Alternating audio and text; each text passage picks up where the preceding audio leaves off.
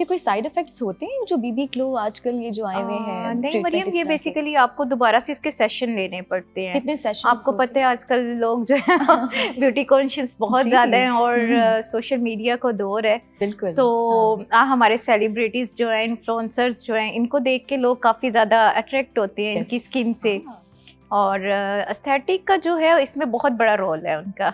Okay. Facials वगैरह तो clients करवाते हैं, लेकिन जो फेशियल्स का रिजल्ट्स इतना इंस्टेंट नहीं होता जितना एस्थेटिक के इंस्टेंट रिजल्ट्स होते हैं जी। लेकिन ये जो हमें इंस्टेंट रिजल्ट मिल जाता है इसके जी, कोई जी। साइड इफेक्ट होते हैं? नहीं, इसके साइड इफेक्ट्स नहीं होते, इसके आपको कुछ सेशंस लेने होते लेने हैं। पड़ते हैं। जी। ठीक है। हमारे ये जो इन्वायरमेंट है, सन, पोल्यूशन, क्लाइमेट, अभी जो वेदर है जुलाई अगस्त का, ये किस तरह हमारी स्किन को अफेक्ट करता है?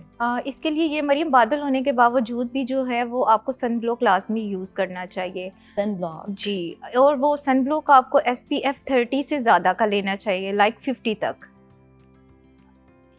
क्योंकि वो उसके अलावा हमें जो फेस वॉश है वो वाटर बेस्ड यूज़ करना चाहिए।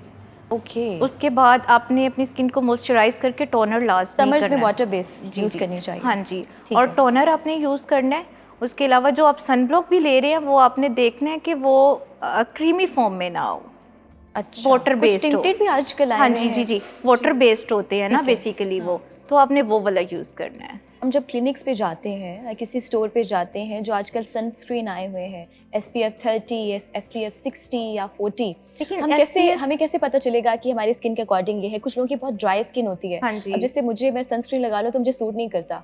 लेकिन SPF 50 जो है वो हर कोई यूज़ कर सकता है। ओके। हर जी। स्किन पे चल जाती जी, है। जी। ये भी बता दें, मेकअप से कितनी देर पहले सनस्क्रीन लगानी चाहिए आप और कितनी क्वांटिटी उसकी होनी चाहिए? ये बहुत ज़रूरी है। ये अक्सर ऐसा होता है सनस्क्रीन लगा लें तो मेकअप केकी हो जाता है। बिल्कुल, बिल्कुल ठीक कह रही हैं आप मरियम। हमें मॉइस्चराइज़र करके वेट करना चाहिए 5 मिनट्स, उसके बाद आपको सन ब्लॉक लगा के 15 मिनट्स के बाद मेकअप स्टार्ट करना चाहिए।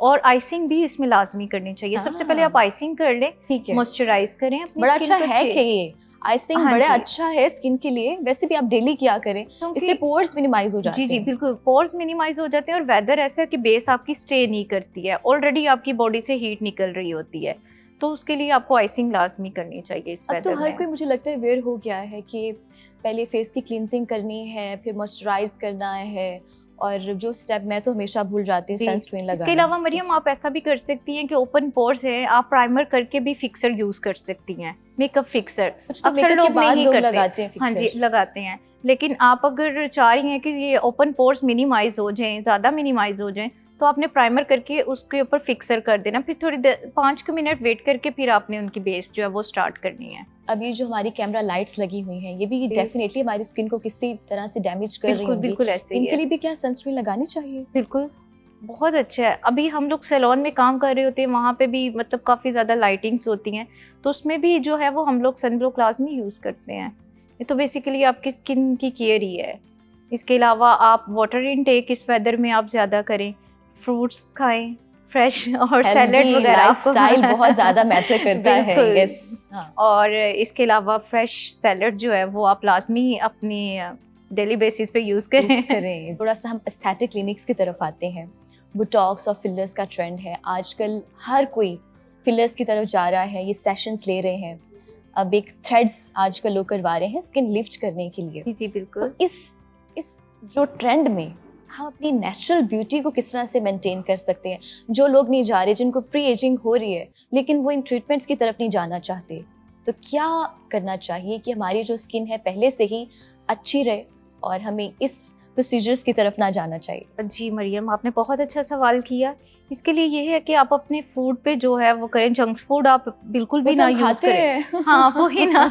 कैसे रोक जंक सकते हो? फूड आपको छोड़ना पड़ेगा हाँ, इसमें, ठीक और है। फ्रेश जूसेस हो गए, सैलड, ये आपको डेली बेसिस पे लेने होंगे, तो आपकी स्किन अच्छी रहेगी।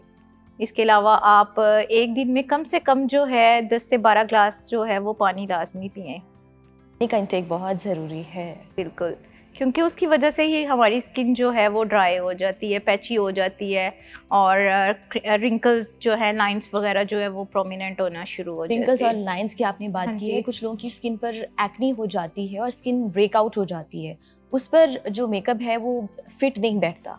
उसके लिए क्या करना चाहिए कि हमारा मेकअप जो है अच्छा लगे, जिनकी स्किन पर एक्ने होती है, जिनकी स्किन पर पिंपल्स होते हैं? जी मरियम, हमारे पास ऐसी कुछ ब्राइड्स भी आती हैं जिनकी एक्नी वाली स्किन होती है, फिर हम उनको बताते हैं कि आप अपनी शादी से 2 दिन पहले जो है 15 डेज सॉरी पहले और मंथ में 2 टाइम्स जो है वो हाई फ्रिक्वेंसी ट्रीटमेंट लें। तो उससे ये होता है कि उनकी जो एक्नी है वो काफ़ी टाइम जो है वो बैठ जाती है। ओके।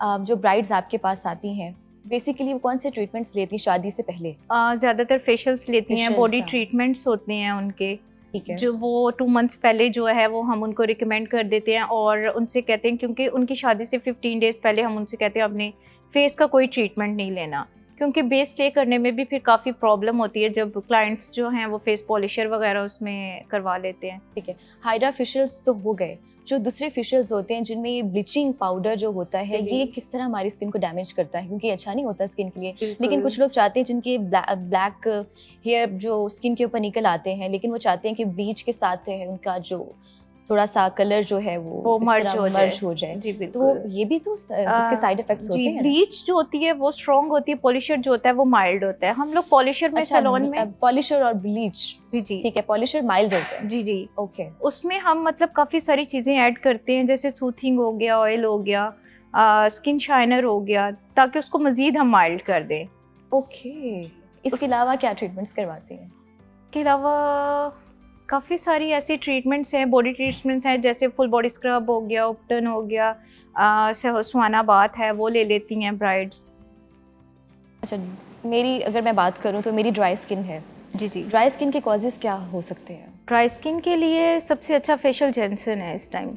जेंसन जो है वो बेसिकली आपकी ड्राई स्किन को पैची की तरफ भी अगर जा रही है या डबल टोन हो रही है तो उसको वो इवन टोन कर रहा है। अगर मुझे फेशियल्स की तरफ नहीं जाना, जी जी लेट्स सपोज, तो उसके अलावा क्या है, क्या कर उसके सकते अलावा हैं? ये है कि मरीम आप एक तो अपना वाटर इनटेक ज़्यादा करें और डेली बेसिस पे अपनी स्किन को जो है वो आपने मॉइस्चराइज करना है।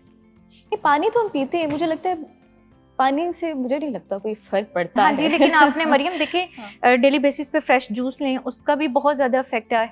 और आप अगर सैलड ले रही हैं, ग्रीनरी आपको पता है सैलड जो ग्रीन होता है सारा वो हाँ, बहुत अच्छे है आपके Yes. लिए। मतलब हेल्दी उसमें लाइफस्टाइल आपका कैल्शियम होना चाहिए, जी, डाइट अच्छी होनी उसमें चाहिए। कैल्शियम प्रोटीन जो है वो बहुत ज़्यादा होती है, तो वो आपकी सेहत के लिए अच्छा है। मेकअप की हम बात कर रहे हैं, सबसे ज़रूरी बात ये है कि how often should we replace our makeup, क्योंकि हम मेकअप जो यूज़ कर रहे होते हैं हमें पता नहीं होता है कि कब एक्सपायर हो गया है, कब उसकी लास्ट डेट है, लेकिन हम लगा रहे होते हैं। जहाँ तक मुझे आइडिया है, तो कब हमें रिप्लेस कर देना चाहिए मेकअप? मरीम 6 मंथ के बाद आपको रिप्लेस कर देना चाहिए। वैसे भी उसके नीचे 6 मेंशन months, जी जी okay. उस पे मेंशन होता है डेट, ठीक है। जो भी उसकी एक्सपायरी डेट होती है वो मेंशन होती है। अभी हम लोग सैलून्स में जो है वो नार्स, हुदा, एनास्तासिया, मैक, इनकी ब्रांड्स जो हैं वो यूज़ कर रहे हैं, सेफोरा का कर रहे हैं। आप जितनी अच्छी मतलब ब्रांड्स की प्रोडक्ट लेंगे उतनी ही वो अच्छी है, मतलब वो उससे ये होगा कि आपकी स्किन पे कोई एक्नी वगैरह नहीं होगी, कोई स्कार्स नहीं होंगे उसकी सबसे वजह अच्छी से। इस टाइम प्रोडक्ट्स कौन सा जा रहा है अगर हम बेस की बात करें, फाउंडेशन की? उसमें नार्स, हुदा जो है और सेफोरा बहुत अच्छी ये जा सारी रही है। एक्सपेंसिव आप बता रही हैं। इसके अलावा अगर कोई नॉर्मल में चाह रहा है, MM की बहुत अच्छी है, मेबलाइन की भी बहुत अच्छी है। जो मतलब लोग अफोर्ड नहीं कर सकते वो मेबलाइन भी ले सकते हैं, रिवाज भी ले सकते हैं। मतलब इनकी कवरेज भी अच्छी है, 9 आवर्स तक मतलब कवरेज होती है, इसमें कोई भी आपकी फाइन लाइंस वगैरह जो है वो प्रोमिनेंट नहीं होते। हम बल्कि अपनी ब्राइड्स को खुद कहते हैं कि आपका मेकअप जो है वो 9 आवर्स तक जो है वो स्टे करेगा। जैसे जैसे मतलब हम टाइम गुजरता है, बेस जो है वो ज़्यादा ग्लोइंग होती जाती है। ओके, एक ब्राइड को आप कौन सी बेस लगाते हैं, कौन सी रिकमेंड करेंगे? और एक जिसने डेली वेयर, डेली ऑफिस जाना हो, लाइट सी कवरेज, मीडियम कवरेज, ज़्यादा कवरेज ना हो, कौन सी बेस आप रिकमेंड करेंगे? उनको जिन्होंने डेली बेसिस पे रेडी होना उनको हम रिवाज की कह देते हैं या मेबलाइन की कह देते हैं। जैसे ब्राइड्स हैं, उन्होंने आपको पता है दावत वगैरह पे जाना होता है, हाँ। तो उनको ज़रा चाहिए होती है थोड़ी ज़्यादा कवरेज, तो उसके लिए हम उनको हुदा कहते हैं या नार्स कहते हैं। अच्छा, मैं जब भी स्टोर पे गई हूँ, मैंने जब भी रिवाज के प्रोडक्ट्स देखे हैं, उनकी प्राइसेस इतनी कम हैं। अब हम इतने ब्रांड कॉन्शियस हो गए कि जब तक हमें कोई एक्सपेंसिव चीज़ मिलेगी तब पता चलता है कि ये चीज़ अच्छी है। मेरे साथ तो वैसा होता है, मुझे अगर कोई सस्ती चीज़ मिल रही है तो मुझे लगता है कि नहीं, शायद इसमें कोई फॉल्ट होगा या शायद ये मेरी स्किन पर ज़्यादा देर स्टे नहीं करेगी, तो मैं बजाय वो लेने के मैं दूसरी चीज़ पे स्विच कर जाती हूँ। और डिपेंड भी करता है कि आपकी स्किन कैसी है। अक्सर लोगों को जो फाउंडेशन की हम बात करें नहीं सूट करती, और हम अगर बीबी क्रीम की बात करें, हम वो जी, कर जी। लेते हैं, वो हम डेली वेयर यूज कर सकते हैं। बिल्कुल कर सकते हैं। रिवाज की भी बेबी क्रीम बहुत अच्छी है, मेबलाइन की है, ये अफोर्डेबल भी है अफोर्डेबल जी। हाँ, और इसके कोई भी वो साइड इफेक्ट्स नहीं है और लॉन्ग टाइम ये चलती है। ठीक है, ठीक आपका ऑफिस अगर 8 आवर्स का है या 12 आवर्स का है तो उसका स्टे बहुत अच्छा है। और ये जो है ना नॉन ग्रीसी है। नॉन ग्रीसी है, एग्जैक्टली। अब जो वेदर आने वाला है मूनसून का, इसमें हमारे जो बाल हैं बहुत जी। ज़्यादा ड्राई हो जाते हैं, फ्रीजी हो जाते हैं, इनको हम फ्रेश और हेल्दी कैसे रख सकते हैं? के लिए मरियम ये है कि आपको हेयर मास्क जो है वो बहुत डेली बेसिस पे तो आप यूज़ नहीं कर सकती क्योंकि आप कंडीशनर यूज़ करती हैं।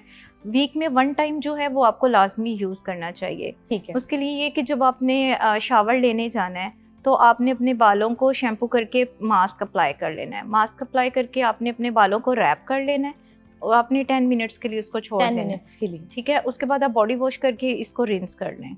आपके हेयर बहुत ज़्यादा स्मूथ हो जाएंगे। अक्सर क्लाइंट्स होते हैं, आपको पता है, डाई बहुत ज़्यादा करवाते हैं, तो वो अपने हेयर की उस तरीके से घर पे जो है वो केयर नहीं करते कि जो आप मतलब जैसे हम सैलून में वॉश करवाते हैं उस तरीके से घर पे नहीं होता। तो ना वो हेयर मास्क यूज़ करते हैं ना वो हेयर सीरम यूज़ करते हैं।